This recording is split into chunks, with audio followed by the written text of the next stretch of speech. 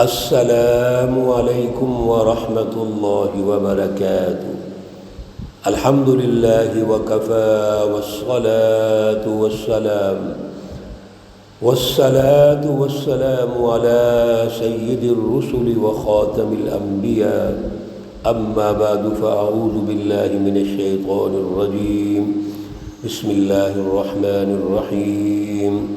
الحج اشہر معلومات، فمن فرض فيهن الحج فلا رفث ولا فسوق ولا جدال في الحج، قال الله تبارك وتعالى في مقام آخر: وأتموا الحج والعمرة لله، صدق الله العلي العظيم۔ اللهم صل على سيدنا ومولانا محمد النبي الأمي وعلى آله وأصحابه وبارك وسلم وصل عليه۔ یہ دونوں آیات کریمہ جو آپ معزز سامعین و سامعات کے سامنے پڑھی گئی ہیں، سورۃ البقرہ سے ہیں اور پارہ نمبر 2 ہے، آیات مقدسہ نمبر 196 اور 97۔ ان آیات کے آگے پیچھے سیاق و سباق میں جتنی بھی آیات ہیں وہ حج اور عمرے کے متعلق، اور ان کے علاوہ بھی اللہ رب العزت نے مختلف جگہوں پر ہمیں حج اور عمرے کے بارے میں سچی تعلیم ارشاد فرمائی۔ رسول اللہ صلی اللہ علیہ وسلم کا اسوہ حسنہ اور آپ کی احادیث بھی اس سچی تعلیم کے لیے ہمارے پاس موجود ہیں۔ میرے عزیزو، ہم زیارت حرمین شریفین کے عنوان سے گفتگو کر رہے ہیں، اور میں نے پچھلے درس میں عرض کیا تھا کہ ہم حج اور عمرے کو 3 عنوانات سے سمجھنے کی کوشش کرتے ہیں۔ مختصر، سب سے پہلے تعلیمی، دوسرا تربیتی اور تیسرا انتظامی۔ آج کے درس میں تعلیمی امور کیا ہے وہ سمجھیں گے۔ سب سے پہلے یہ سمجھیے، ایک چیک لسٹ ہم بنا لیتے ہیں جس میں ہم یہ چیک کریں گے کہ عمرے اور حج کے لیے ضروری تعلیم کون سی ہے۔ صرف ضروری فرائض ہم یہاں عرض کر رہے ہیں، باقی ہمارا موضوع بھی نہیں ہے اور وقت بھی نہیں ہے۔ آپ تمام ہمارے بھائی بہن عزیز سوالات کے ذریعے سے چیزیں پوچھ سکتے ہیں۔ آپ کے ذہنوں میں جو بھی سوال ہو، جو ہماری گفتگو ہو رہی ہے، آپ وہ میرے نمبر پر سوال کر سکتے ہیں۔ انشاءاللہ العزیز قرآن و حدیث کی روشنی میں جواب دیا جائے گا۔ سب سے پہلے یہ سمجھیے کہ ہم جب عمرے اور حج کے لیے جاتے ہیں تو بنیادی چیزیں کون سی ہیں؟ حج کے لیے بھی جو جاتے ہیں تو سب سے پہلے عمرہ کرتے ہیں۔ فرق صرف اتنا ہے کہ جب صرف عمرے کے لیے جائیں گے تو عمرے کی نیت کریں گے، اور عمرے اور حج دونوں کے لیے جاتے ہیں تو پھر ہم نیت عمرہ اور حج دونوں کی کریں گے، لیکن سب سے پہلے ہم نے عمرہ ہی کرنا ہے۔ عمرہ کے لیے جو بنیادی چیزیں ہیں وہ کون سی ہیں؟ سب سے پہلے احرام ہے۔ مرد کا جو احرام ہے وہ 2 سلی چادریں ہیں سفید، ایک وہ باندھ لیتے ہیں اور ایک اوپر اوڑھ لیتے ہیں۔ مرد کا احرام یہ 2 چادریں ہیں۔ عورت کا احرام اس کا اپنا لباس ہے، جو لباس اس نے پہن رکھا ہے وہی اس کا احرام ہے۔ جب میقات پہ پہنچتے ہیں، میقات وہ جگہ ہے جہاں سے احرام باندھنے کا حکم ہے۔ ہمارے پاکستان سے جو لوگ جاتے ہیں وہ ایئرپورٹ پہ احرام باندھ لیتے ہیں، الا ماشاء اللہ اگر کسی کو موقع نہیں ملا تو راستے میں یلملم ایک جگہ ہے جو میقات ہے ہمارا، تو باقاعدہ جہاز میں اعلان کیا جاتا ہے کہ میقات آنے والا ہے، احرام باندھ لیں، لیکن زیادہ تر ہم احرام ایئرپورٹ سے باندھ لیتے ہیں۔ احرام باندھنا ہے اور 2 نفل ہم نے ادا کرنے ہیں اور دعا کرنی ہے، جس میں اللہ سے یہ دعا کرنی ہے، یا اللہ میں حج اور عمرے کی نیت کرتا ہوں، یا اگر عمرے والے ہیں صرف تو یا اللہ میں عمرے کی نیت کرتا ہوں۔ اور اس کے جو عربی الفاظ ہیں وہ ہیں، جس کا ترجمہ یہ ہے کہ اے اللہ میرے لیے یہ سفر جو عمرہ مبارک کا ہے، حج مبارک کا ہے، اس میں آسانیاں پیدا فرما، کوئی مشکلات اگر آتی ہیں تو یا اللہ اس میں آسانیاں پیدا فرما۔ یہ احرام فرض ہے، میقات سے احرام ہو گیا۔ پھر احرام کی پابندیاں ہیں، اصل میں وہ بات سمجھنی چاہیے۔ احرام کی پابندیوں میں بڑی یہ ہے کہ ہم نے کسی کے ساتھ جھگڑا نہیں کرنا، لڑائی نہیں کرنی، برا بلا نہیں کسی کو کہنا، اگر ہمیں کوئی کہہ دے تو اوائڈ کریں، کوشش کریں ذکر اذکار کرتے رہیں۔ جب احرام باندھ لیا تو پھر ذکر اذکار ہے، اور پھر اس کے بعد ہم اللہ کے گھر میں پہنچ گئے۔ اللہ کے گھر میں پہنچ کر ہم نے سب سے پہلے بیت اللہ شریف کا طواف کرنا ہے۔ میرے عزیزو وقت تھوڑا ہے لیکن یہاں ایک بات کرتے چلے جائیں، جب اللہ کے گھر کو دیکھیں، جب مسجد الحرام میں پہنچیں اور اللہ کے گھر کو دیکھیں، پچھلے دروس میں ہم نے عرض کیا تھا کہ اللہ کے گھر کی جو ہیبت ہے، جلال ہے، وہ بہت زیادہ ہے، انوار و تجلیات کی بارش ہوتی ہے۔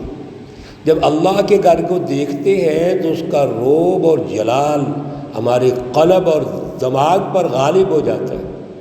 لہذا رسول اللہ صلی اللہ علیہ وسلم کا ارشاد گرامی بھی ہے کہ جب اللہ کے گھر پر پہلی نظر پڑے تو آپ اللہ سے دعا کریں، رک جائیں، اللہ کے گھر کو دیکھیں اور رک جائیں، اور پھر اللہ سے دعا کریں، جو بھی دعا کریں گے اللہ قبول فرمائیں گے۔ پھر ہم نے بیت اللہ الحرام کا طواف کرنا ہے۔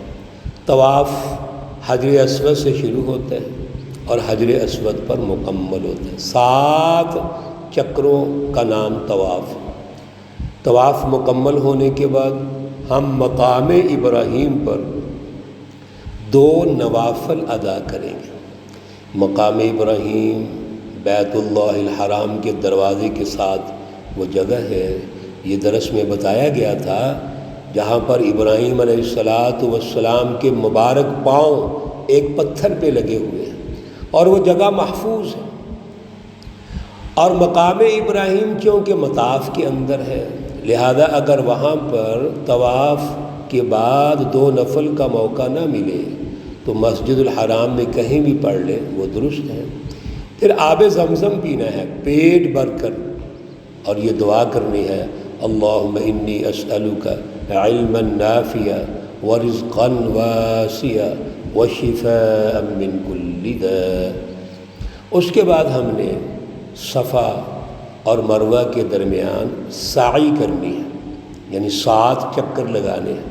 سب سے پہلے ہم نے حجر اسود کی سمت پر صفا پہاڑی ہے، وہاں جائیں گے، وہاں اللہ سے دعا کریں گے، یا اللہ ہمارا یہ عمرہ قبول فرما، ہمارا یہ طواف اور سعی قبول فرما۔ یہ ابراہیم علیہ السلام اور تمام انبیاء کی سنت، رسول اللہ صلی اللہ علیہ وسلم کی سنت ہم ادا کر رہے ہیں، یا اللہ ہمارا یہ تمام جو عمل ہے، عبادت ہے، قبول فرما۔ صفا سے لے کے مروہ تک ایک ہمارا چکر ہو جائے گا، مروہ سے صفا تک دوسرا چکر ہو جائے گا، اور اس طرح مروہ پہاڑی پر ہم اپنا سفر جو عمرے کا ہے، سعی کا ہے، وہ مکمل کر لیں گے۔ جب ہم مروہ پہ 7 چکر مکمل کریں گے تو پھر سب سے اہم کام یہ ہے کہ ہم نے حلق اور یا قصر کروانا ہے۔